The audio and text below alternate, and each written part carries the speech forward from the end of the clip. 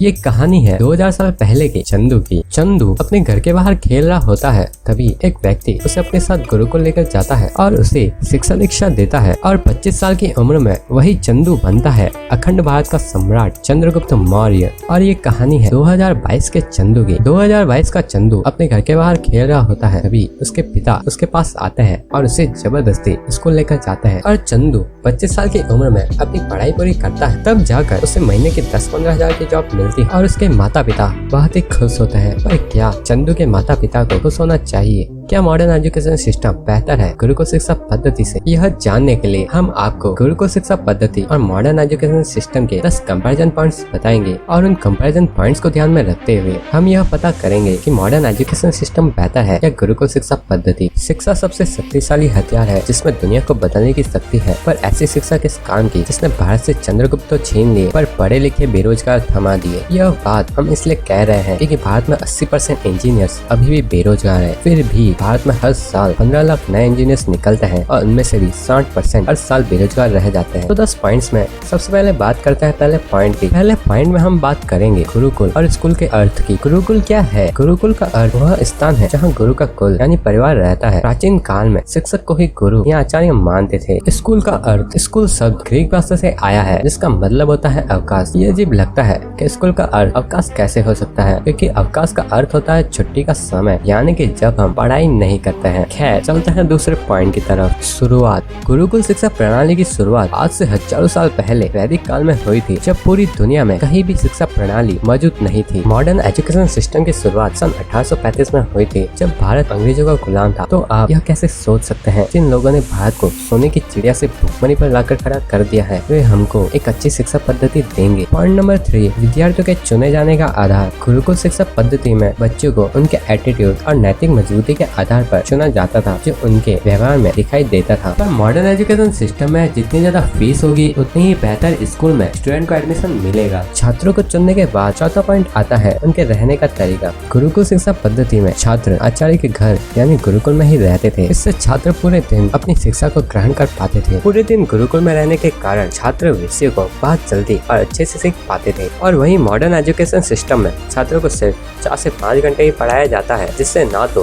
वे subject को सही से समझ पाते हैं, उनका टाइम अलग से वेस्ट होता है और फिर उन्हें अलग से ट्यूशन क्लासेस लेने पड़ते हैं, और जो ट्यूशन क्लासेस नहीं ले पाते हैं उनके मार्क्स कम आते हैं। पॉइंट नंबर 5, गुरु शिष्य परंपरा। जैसा कि आपने पॉइंट नंबर 4 में जाना कि शिष्य गुरुकुल में ही रहते थे, तो इससे गुरु और शिष्य का प्रेम बढ़ता था। इसकी वजह से शिष्य गुरु का सम्मान करते थे और सम्मान करने की वजह से वे गुरु की हर आज्ञा का पालन करते थे और गुरु शिष्यों को वही आज्ञा देते थे जिससे वे अपने जीवन में सफल बने, उन्हें उच्चतम और श्रेष्ठ ज्ञान प्राप्त हो और वे अपने जीवन को और बेहतर तरीके से जी सके। पर मॉडर्न एजुकेशन सिस्टम में स्टूडेंट सिर्फ 4 से 5 घंटे ही पढ़ते हैं और उसमें से भी एक टीचर को सिर्फ 1 घंटा या कहीं कहीं पर सिर्फ 30 मिनट ही मिलता है, जिससे न टीचर स्टूडेंट को समझ पाता है और न ही स्टूडेंट टीचर को। और वहीं टीचर भी स्टूडेंट की भावनाओं की रिस्पेक्ट नहीं करते हैं। रिस्पेक्ट नहीं करने की वजह से स्टूडेंट टीचर की बात को नहीं मानते हैं और टीचर भी अपने पूरे मन से स्टूडेंट को नहीं पढ़ाते हैं। पॉइंट नंबर 6, गुरु दक्षिणा या फीस स्ट्रक्चर। गुरुकुल शिक्षा पद्धति में शिष्य पर किसी भी प्रकार के जोर नहीं दिया जाता था। ज्ञान के बदले गुरु को पैसे दे। हाँ, उस समय गुरु दक्षिणा जरूर दिया करते थे और वह भी 2 प्रकार से। पहले प्रकार में अगर गुरु शिष्य को सामर्थ्य समझते थे तो गुरु स्वयं अपनी इच्छा से गुरु दक्षिणा मांग लिया करते थे। पर अगर दूसरे प्रकार में शिष्य स्वयं अपनी इच्छा से गुरु को कितनी भी गुरु दक्षिणा दे सकते थे। पर गुरुकुल में पढ़ते समय शिष्य को कभी भी गुरु दक्षिणा नहीं देनी पड़ती थी, जिससे सभी छात्र समान रूप से शिक्षा ग्रहण कर पाते थे। और मॉडर्न एजुकेशन सिस्टम में कहीं कहीं पर स्कूलों में एडवांस फीस भी मंगाया जाता है और नहीं तो फर्स्ट इंस्टॉलमेंट भरना जरूरी होता ही है। और हमने भी बहुत बार सुना है और देखा भी है कि स्टूडेंट को फीस नहीं लाने की वजह से स्कूल चलते चलते घर भेज दिया जाता है। इसी कारण टीचर सिर्फ सैलरी के लिए ही पढ़ाते हैं और स्टूडेंट भी ये समझता है कि उन्होंने शिक्षा के लिए पैसे दिए हैं। इससे गुरु और शिष्य दोनों ही विद्या को लेने या देने में अपना 100% नहीं देते हैं। मैं यहाँ पर सभी स्टूडेंट्स और टीचर को नहीं कह रहा हूँ। कुछ टीचर्स ऐसे भी होते हैं जो आज भी अपना संपूर्ण ज्ञान स्टूडेंट को देने की कोशिश करते हैं और कुछ ऐसे स्टूडेंट भी होते हैं जो टीचर से ज्ञान लेने में सही में इंटरेस्टेड होते हैं। पर आजकल हम ज्यादातर मॉडर्न एजुकेशन सिस्टम में यही देखते हैं कि ना तो टीचर पढ़ाने में इंटरेस्टेड है और ना ही स्टूडेंट पढ़ने में। भारतीय शिक्षा पद्धति में गुरु के सम्मान के लिए यह भी कहा गया है कि गुरु ही ब्रह्मा है, गुरु ही विष्णु है और गुरु ही भगवान शंकर है, गुरु ही साक्षात परम ब्रह्म है। इसलिए ऐसे गुरु को मैं प्रणाम करता हूँ। Point number 7, curriculum subject. Gurukul शिक्षा पद्धति में गुरुओं को पता था कि किस प्रकार के छात्रों को किस प्रकार की शिक्षा देनी है। प्राचीन काल में गुरुकुल में आए हुए सभी छात्रों को प्रारंभिक कक्षा में ऋषि जंगल से कुशा लाने के लिए भेजा करते थे और बच्चे जो कुशा लेकर आते थे तो उनके आचार्य उनके हाथों को देखा करते थे।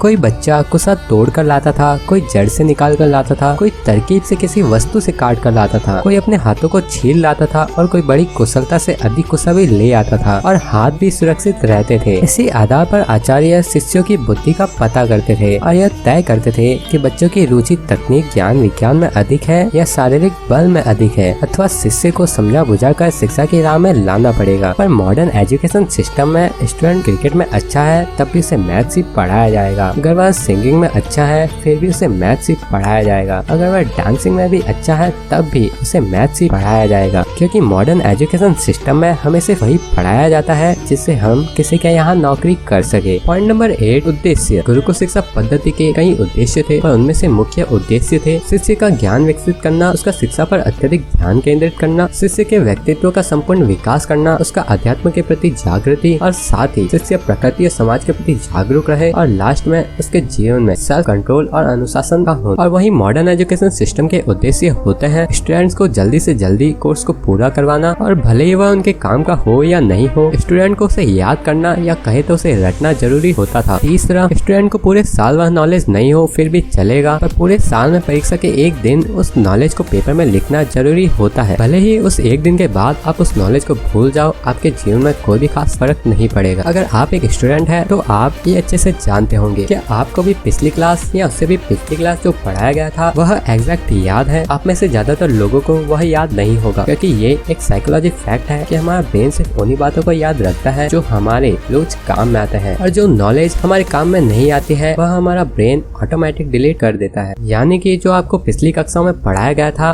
और वो आज आपको याद नहीं है तो वो नॉलेज आपके किसी काम की थी ही नहीं। जैसे हम सभी ने 10th क्लास में पाइथागोरस थ्योरम के बारे में पढ़ रखा है, पर क्योंकि हम ये जानने में इंटरेस्टेड नहीं है कि लंब स्क्वायर प्लस आधार स्क्वायर इक्वल होता है कर्ण स्क्वायर के, या हमें ये नॉलेज याद रखने की जरूरत नहीं है, तो हमारा ब्रेन अब तक इसे डिलीट कर चुका होगा या फ्यूचर में डिलीट कर देगा। वैसे अगर आपको पाइथागोरस थ्योरम याद है तो आप कमेंट में लिख सकते हैं कि मुझे पाइथागोरस थ्योरम याद है। पॉइंट नंबर 9, शिक्षा पूर्ण करने के बाद। गुरुकुल से पढ़ने के बाद गुरु अपने शिष्य से इच्छा रखते थे कि जो शिष्य ने गुरु से सीखा है वह अपनी लाइफ में यूज करे। गुरुकुल शिक्षा पद्धति से मिले निर्देश शिष्य को अपनी तरह की लाइफ बनाने में मदद करते थे। इस शिक्षा की मदद से वे अपने आप को जीवन के कठिन समय में भी दृढ़ता से खड़े रखते थे। गुरुकुल से शिक्षा प्राप्त करने के बाद वे एक बेहतर व्यापारी बनते थे, एक कुशल कारीगर बनते थे या फिर एक संपन्न राजा बनते थे। और अगर वे ये सब ना भी बने तब भी वे इतने सक्षम होते थे कि वे अपनी आजीविका को चला सके, न कि मॉडर्न एजुकेशन सिस्टम की तरह नौकरी के लिए भटकते रहे। मॉडर्न एजुकेशन सिस्टम में टीचर सिर्फ स्टूडेंट से यही इच्छा रखता है कि वह एग्जाम में अच्छे मार्क्स लेकर आए, इसके बाद वह लाइफ में कुछ भी करे, इससे उनको कोई भी फर्क नहीं पड़ता है। मॉडर्न एजुकेशन सिस्टम में स्टूडेंट्स को सिर्फ थ्योरी पढ़ाया जाता है जिससे उन्हें कुछ भी प्रैक्टिकल नॉलेज नहीं दिया जाता है, जिससे वे अपने लाइफ में आत्मनिर्भर नहीं बन पाते हैं। आज स्टूडेंट्स सिर्फ नौकरी पाने के लिए ही पढ़ रहे हैं और उनके पेरेंट्स भी सिर्फ नौकरी पर ही जोर देते हैं, जिससे जब स्टूडेंट कॉलेज से निकलता है तो उसके पास कोई भी स्किल नहीं होती है। स्किल नहीं होने की वजह से उसे जॉब भी नहीं मिलती है। मॉडर्न एजुकेशन सिस्टम से पढ़ा स्टूडेंट न तो जॉब करने के लायक रहता है और न ही बिजनेस। पॉइंट नंबर 10, प्रारंभ करने का उद्देश्य। चाणक्य कहते हैं एक पराजित राष्ट्र जब तक पराजित नहीं होता है जब तक वह अपनी संस्कृति और मूल्यों की रक्षा कर पाता है। गुरुकुल शिक्षा पद्धति प्रारंभ करने का उद्देश्य भी यही था। गुरुकुल का उद्देश्य होता था पीढ़ी दर पीढ़ी ज्ञान और कल्चर को आगे बढ़ाना, जिससे देश की प्राचीन संस्कृति और ज्ञान कभी लुप्त नहीं हो। अब बात करते हैं मॉडर्न एजुकेशन सिस्टम की। जैसा कि हमें पता है भारत में मॉडर्न एजुकेशन सिस्टम अंग्रेजों ने बनाया है, जिसका जनक है मैकाले। मैकाले का स्पष्ट कहना था कि भारत को हमेशा हमेशा के लिए अगर गुलाम बनाना है तो इसकी देसी और सांस्कृतिक शिक्षा व्यवस्था को पूरी तरह से ध्वस्त करना होगा और उसकी जगह अंग्रेजी शिक्षा व्यवस्था लानी होगी, और तभी इस देश में शरीर से हिंदुस्तानी लेकिन दिमाग से अंग्रेज पैदा होंगे, और जब इस देश की यूनिवर्सिटी से निकलेंगे तो हमारे हित में काम करेंगे। जब ऐसे बच्चे होंगे इस देश में तो अंग्रेज भले ही इस देश से चले जाए पर अंग्रेजियत कभी नहीं जाएगी। क्या मैकाले की कही बात आज सच नहीं दिखाई देती? देती है। आज हमें अपनी ही भाषा बोलने में शर्म आती है। आज कुछ लोग दूसरों को नीचा दिखाने के लिए अंग्रेजी में बोलते हैं और हिंदी बोलने वालों को मूर्ख समझते हैं, पर सबसे बड़े मूर्ख तो वे खुद ही है, जो आजाद होते हुए भी अपनी सोच से अंग्रेजों के गुलाम है। उनका यह तर्क होता है कि अंग्रेजी अंतर्राष्ट्रीय भाषा है, पर दुनिया में 206 देश है और अंग्रेजी सिर्फ 11 देशों में बोली, पढ़ी और समझी जाती है। फिर अंग्रेजी कैसे अंतर्राष्ट्रीय भाषा है? यह सिर्फ हमारी मानसिक गुलामी है जो अंग्रेजों के जाने के बाद भी आज तक जिंदा है। तो अब तक आपको पता चली गया होगा कि कौन सी शिक्षा पद्धति बेहतर है। जब भारत में गुरुकुल शिक्षा पद्धति थी तो भारत सोने की चिड़िया कहलाती थी। उस समय भारत को विश्व गुरु भी कहते थे। गुरुकुल शिक्षा पद्धति ने भारत को चंद्रगुप्त मौर्य और सम्राट अशोक जैसे कई महान पुरुष दिए हैं। पर अब एक सवाल आता है कि सुंदर पिचाई जो अल्फाबेट के सीईओ है, सत्य नडेला जो माइक्रोसॉफ्ट के सीईओ है, पराग अग्रवाल जो ट्विटर के सीईओ है और शांतनु नारायण जो एडोब के सीईओ है, ये सब भी तो भारत से ही मॉडर्न एजुकेशन सिस्टम से पढ़े हैं। फिर ये किस तरीके से बेरोजगार है? ये तो अपनी लाइफ में काफी ज्यादा सक्सेसफुल है। फिर मॉडर्न एजुकेशन सिस्टम बेकार किस तरह से हुआ? तो इस क्वेश्चन का आंसर हमने इस वीडियो में दिया है। तो मिलते हैं इस वीडियो में।